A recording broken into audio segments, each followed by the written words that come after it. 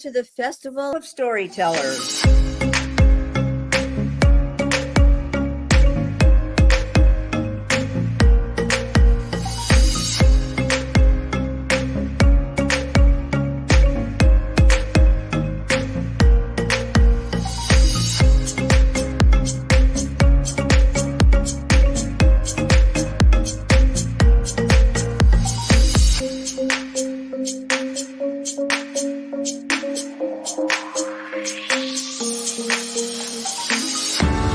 I can't tell you how excited I am to be on right now.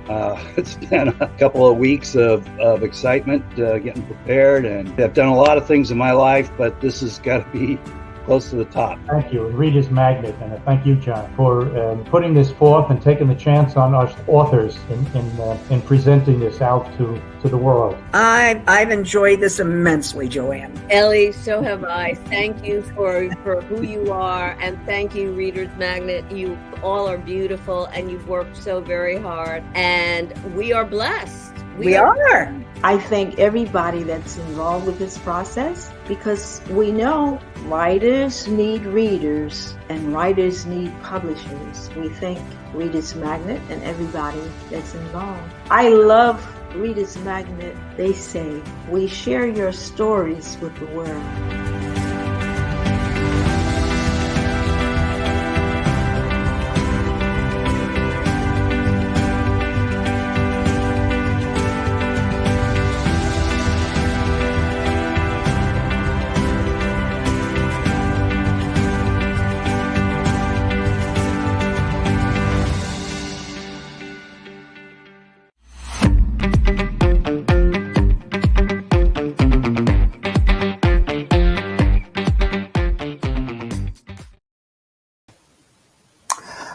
Hello again. Good evening.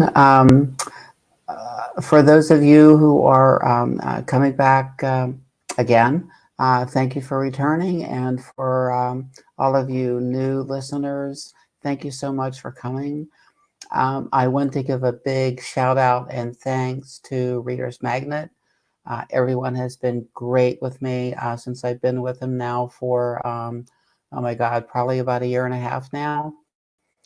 Thanks tonight to Noelle, who's in the backstage hosting this for me tonight. Thanks, Noelle. So I think this is actually my 9th night. So I've been on every night here on the Festival of Storytellers, which is just a great avenue for writers and authors to talk about themselves and talk about their books and their work, what's upcoming and such. And so I've done a lot of things over these 9 nights. I read a lot of chapters from the novels and everything.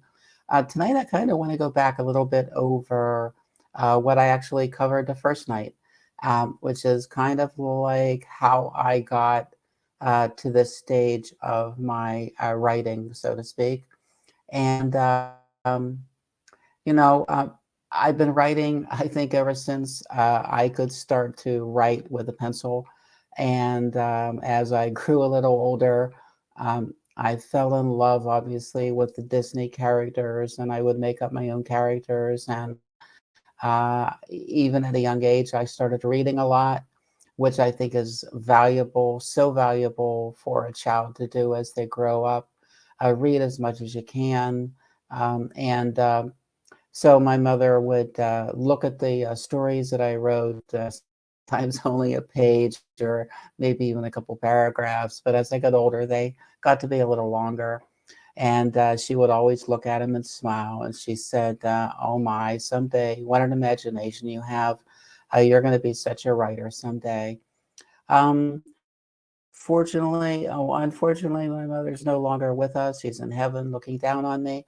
But she was able to see my books in print because they were actually released earlier years ago with a previous publisher who had to shut down due to health reasons.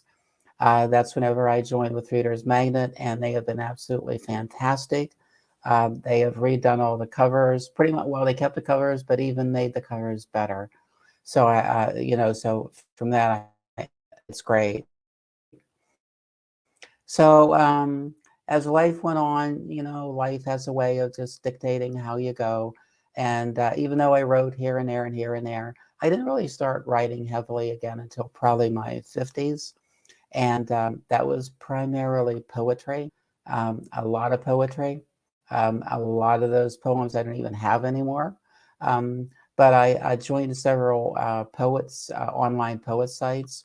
And on one of them, there was a group of us that got together and we combined to these long epic type poems.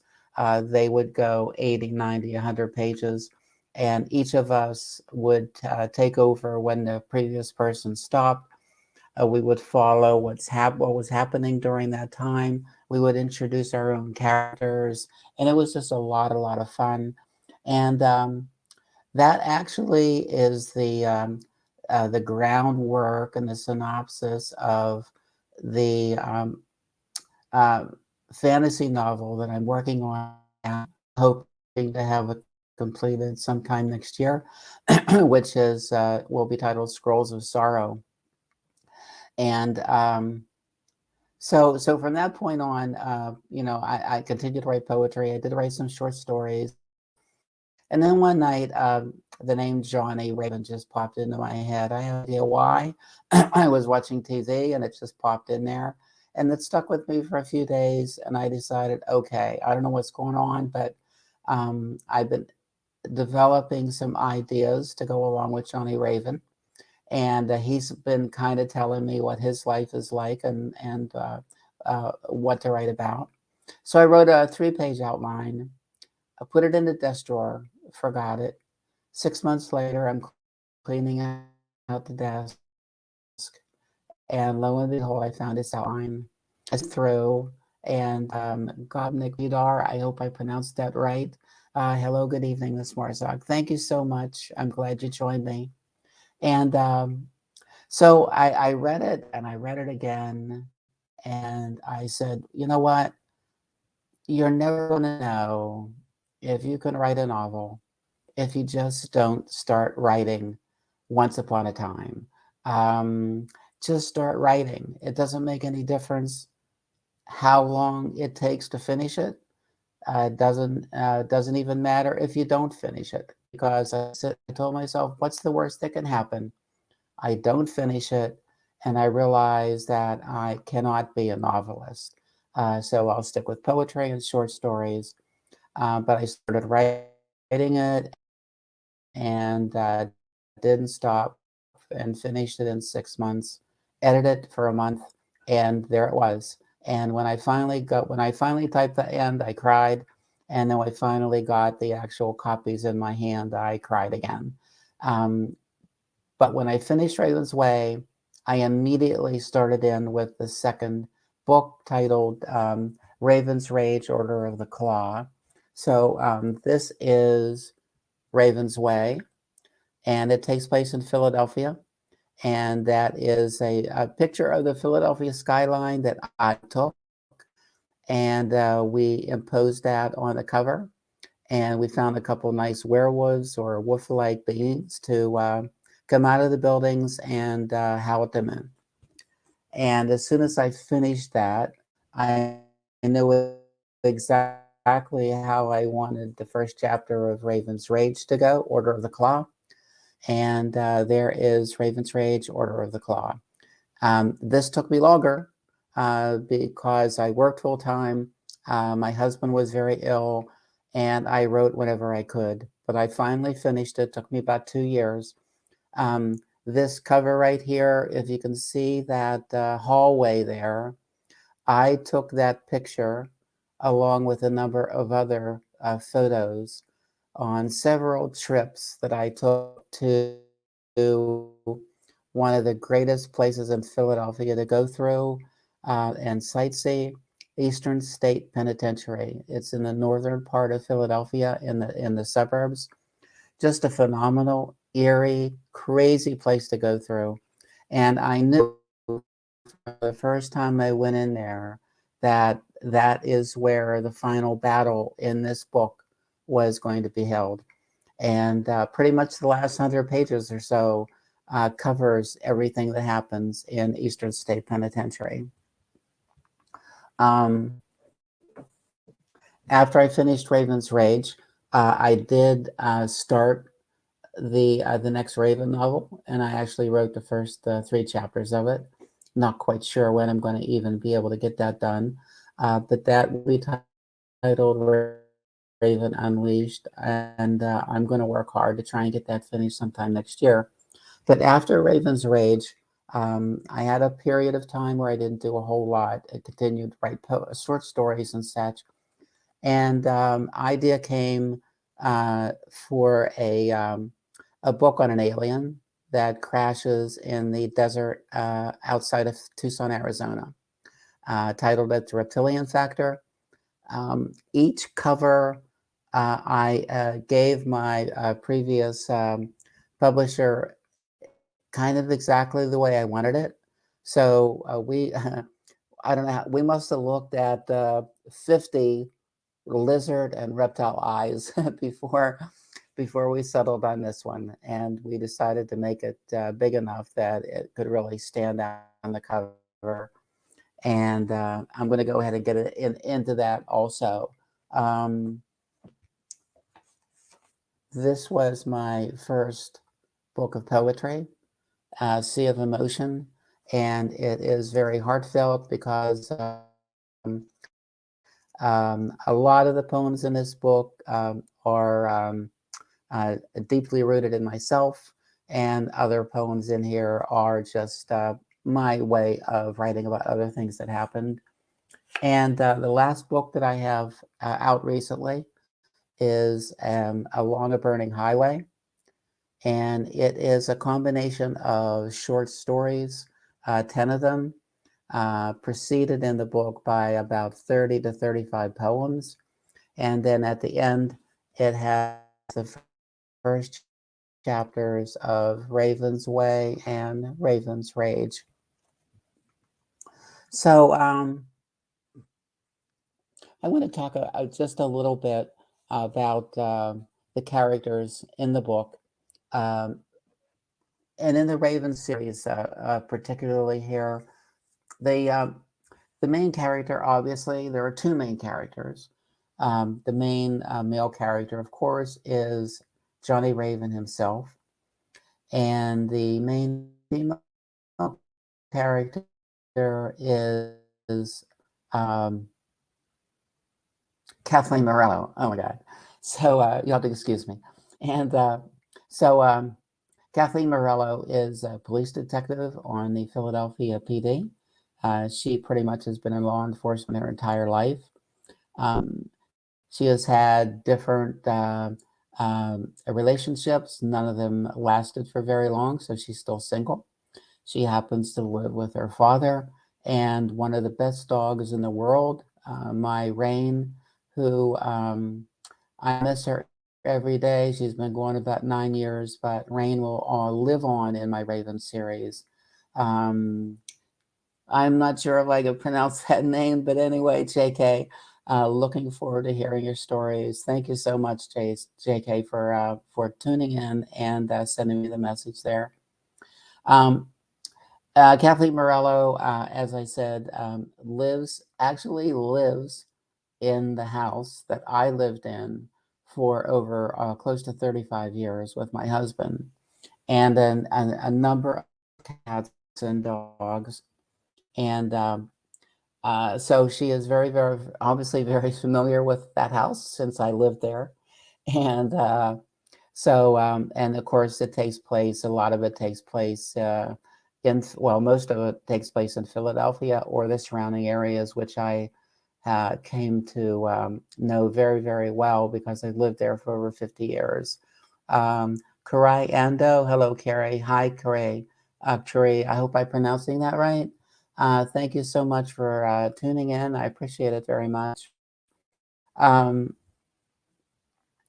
Kathleen Morello's partner on the Philadelphia PD is a guy by the name of Tommy Darnello, who's quite a character himself. And between the 2 of them, they make up quite a team. the detective team. And so what brings Johnny Raven to Philadelphia? Unfortunately for him, when he was away on a hunt back where he lived before, there was a group of wolves, rogue werewolves, that were actually coming after him. He was not there, and they killed his wife and unborn child.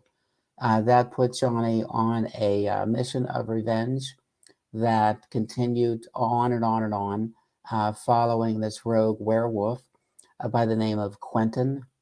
Now, the book actually has two types of wolves. Johnny, there's the rogue werewolf like Quentin is, your typical horror type werewolf, like the Lon Chaney type, that only changes under the lights of the full moon. Johnny himself belongs to a secret society of wolves that have been around for hundreds upon hundreds of years, and it is known as Wergun. And they can not only turn themselves into actual wolves and run on all fours, with also the capability of mentally sending their thoughts back and forth to each other, so that they understand what's going on.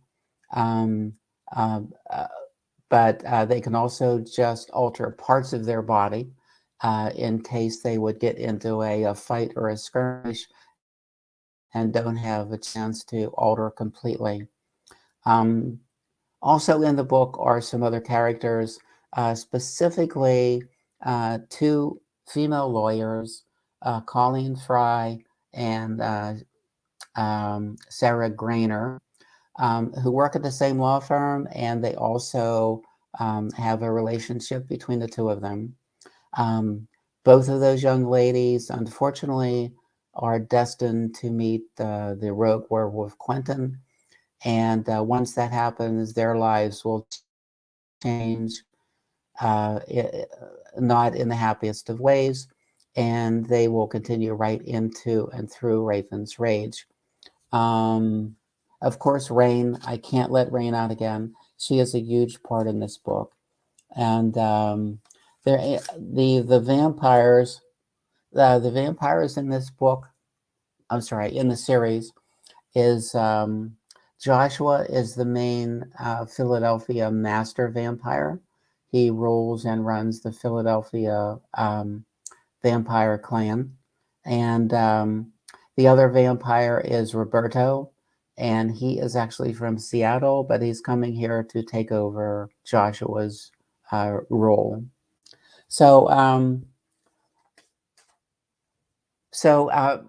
what starts to happen is a lot of grisly murders start to take place, and so that all those killings get put in the lap of both Kathleen Morello and her partner to find out what's going on. They are one night at a crime scene, and Kathleen Morello happens to look outside, and she walks out on the porch and she sees this strange shadowy figure standing across the street, who happens to be Johnny Raven. She confronts him, and that starts a relationship between the two of them, one that she has a hard time in believing actually what he is. But as the story goes on, she realizes what he is, how powerful he is, how dangerous he is. And also at the end of the movie, well, let's hope it's a movie someday, slip of the tongue there. At the end of the book, in the final battle scene, which takes place in one of the most historic places around Philadelphia, Valley Forge Park. Kathleen is injured very, very severely. I won't really give it away, but she is saved by Johnny, and only to find going forward that her life will never be the same again. And then that leads into Raven's Rage. I I've had an awful lot of people who've read both Raven novels say that it was like reading a movie. They could just visualize everything as they read it, which is kind of the way I like to write. When I write, I'm actually seeing everything before me anyway. And I do like to write in areas that I'm familiar with physically, like, for instance, Philadelphia and the surrounding area, which, of course, as I mentioned, I know very well. And also the Tucson area, where I spent 2 years way back in the mid-1970s. Oh, that's how old I am. And that brings forth the reptilian factor. And the reptilian factor. Okay, so the main character in the reptilian factor is another police detective. Geez, I guess I kind of like female police detectives, right? And the book actually starts in Philadelphia, but is only here for about 2 pages before she decides that she needs to reach out for better a better future, and she wants to be a complete full detective. So she goes down to Tucson and gets on the Tucson Police Department. There she meets her partner, Manny Carota, a very, very handsome guy who is married. They have they form a great team together, and unfortunately, murders start to pile up there too, and they wonder why. It's because an alien had crash landed 30 some years before. The Air Force took all of the wreckage, along with what they thought was a living thing, but they weren't sure. So over all of these years, they kept it down inside a changed over Titan II missile silo. And eventually the alien escapes, and he's not very happy.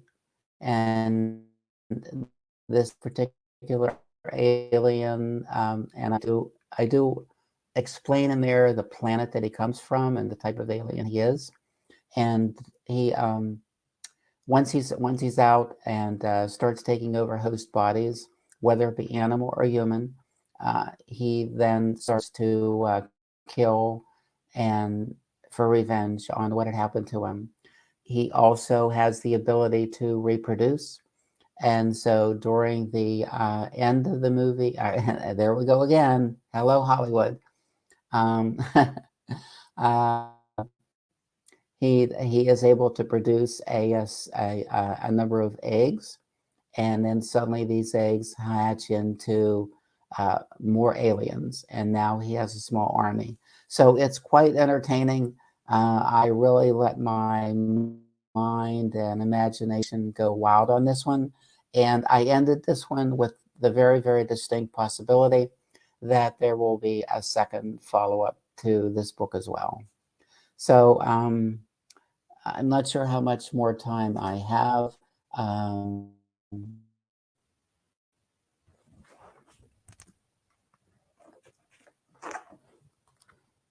Let me just see here. Maybe I can just read a poem or two until I get notified from. So all these books are available on, as you can see on the red streaming line there, they are available on Amazon and Barnes & Noble as both paperback and ebook. And I also have copies of the books here at my home that I can sign and mail out. So you can reach me through Facebook. It's just Kerry Marzock, author, and it's easy to find me there. Um, and also, and then we can arrange, through a message how to go ahead and get the book to you, and that. So I have a few minutes left. Let me just go ahead and read a few poems here from A Sea of Emotion.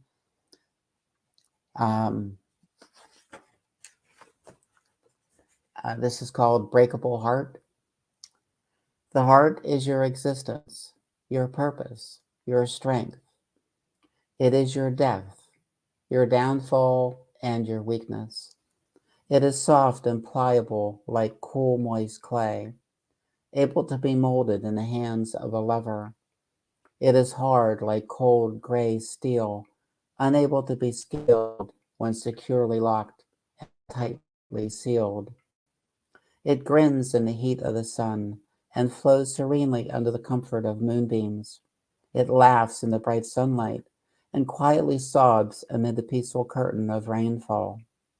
It has the smoothness of old worn leather and the sheerness of pure silk, and yet can feel the icy clutch of winter's grip, or hear the soft whispering cascade of leaves falling to the ground. The heart is your existence, your purpose, your strength, but it is also your downfall, your death, your weakness. Gossamer in its thickness, pristine in its pureness, it is but forever the breakable heart. Heart made of glass, shining crystal clear, pristine within early daylight, softly shimmering underneath a watchful moon of mighty Aphrodite. The heart of glass is warmed by the golden midday sun or chilled by a frosty midnight breeze. It quietly sobs at the mirror's trembling of lost love and softly shatters under somber thoughts of nevermore.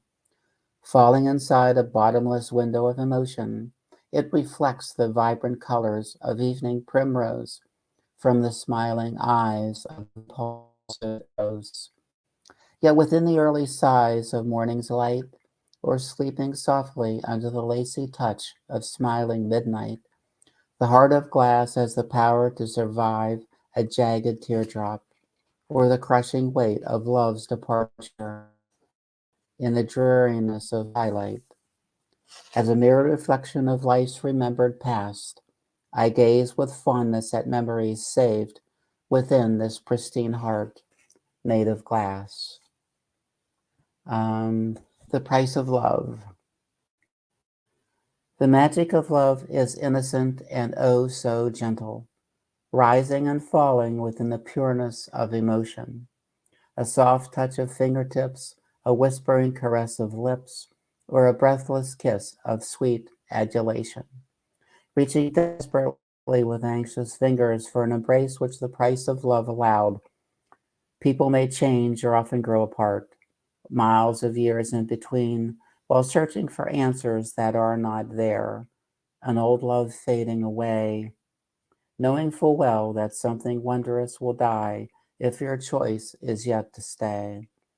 The price of love is a heart screaming out of control, a mind floundering at sea, staring with guilt at possibly a life destroyed, only to scrape and claw for happiness through a trail of yesterday's scattered debris. Tears flowing freely from a lifetime of spurned memories, feeling the only way to secure true love is to watch an old one die, fully aware that the painful price of love will forever remain alive. So there's kind of some poems.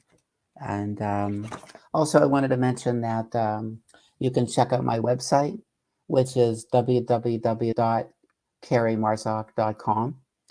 You can go out there. I call it my wolf's den. You can go in there and you can read short stories, poetry, and it also has the first chapters of not only the 3 novels that I published, but it also has the first chapter for Scrolls of Sorrow, and it also has the first chapter of Raven Unleashed. So that's a nice way to spend some time if you have some free time. Check it out. Not sure how much more time I have. I think that I'm pretty much going to my 30 minutes. It's been a blast these 9 days. I started out very, very nervous. I'm not sure if I've gotten over that nervousness. Um, it's been a real experience for me. I don't talk a lot to a lot of people about my writing and everything, but it is something that is part of me. I enjoy it. I'm going to be writing probably right up until I take my last breath. It is who I am, and I love it. So I was retired. Now I'm working again part-time in the mornings. So that has taken away a little bit of my writing time, but I'll make do, and I'll get these books published sometime next year. My email address, if you want to reach out to me, is the letter, small letters, K Marzock at AOL.com. And, you know, if you do send me an email, just make sure that you say what it's for, because I don't always open up all my emails. So, so I think that's pretty much it. I think Noelle's going to pretty much close me out here pretty soon. I want to thank everybody again. Thank you, Reader's Magnet, for putting this on and putting together the festival of storytellers. I definitely want to come back. Thank you.